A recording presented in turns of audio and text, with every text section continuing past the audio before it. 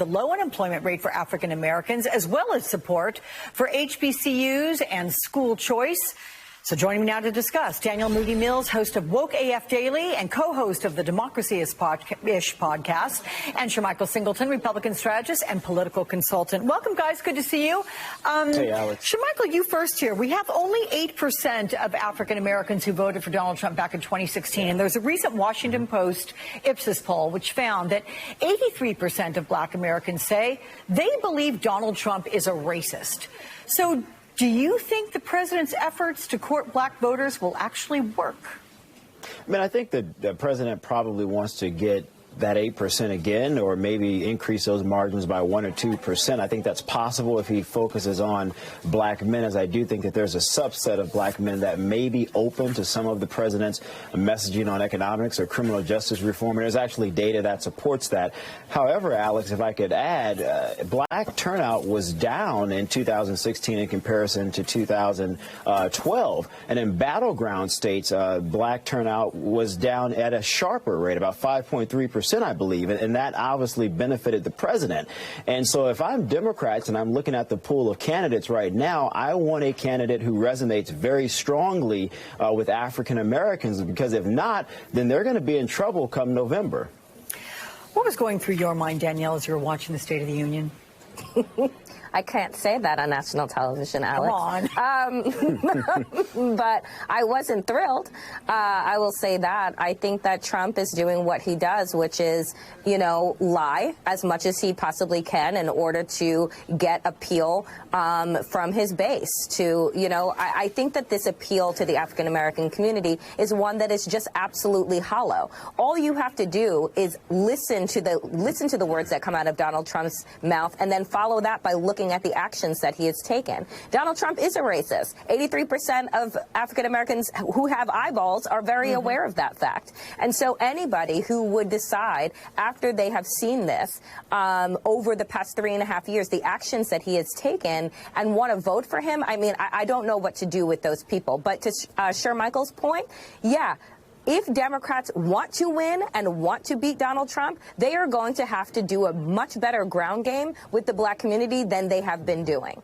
And that to me is something that they need to focus on instead of continuing to focus on places like Iowa and New Hampshire. Two points, Danielle, that jump to mind are the fact that Donald Trump was the originator, it is the most assumptions that he was the originator of the whole birtherism problem, right?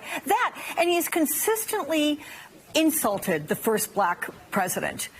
Is this something that the black community in general can get past?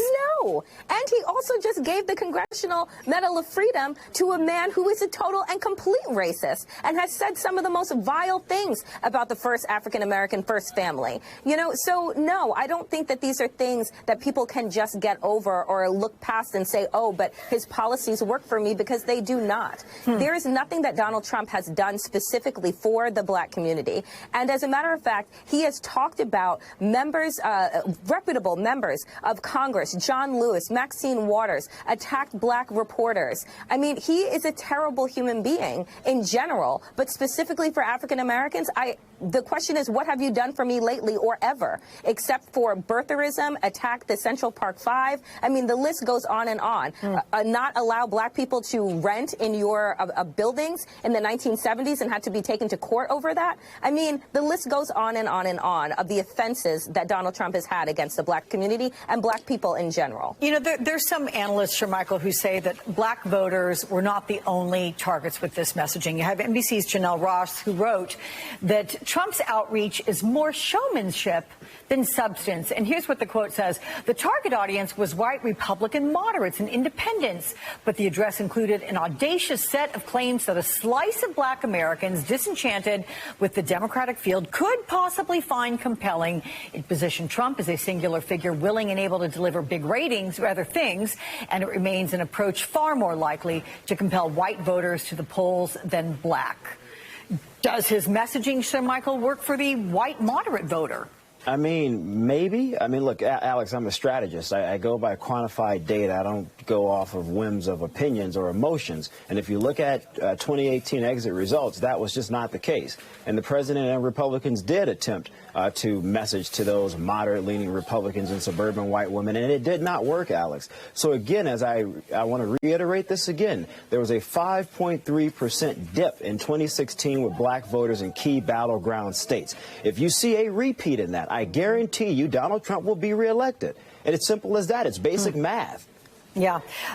Danielle, I know you mentioned Rush Limbaugh and the president anointing him with the Presidential Medal of Freedom there during the State of the Union.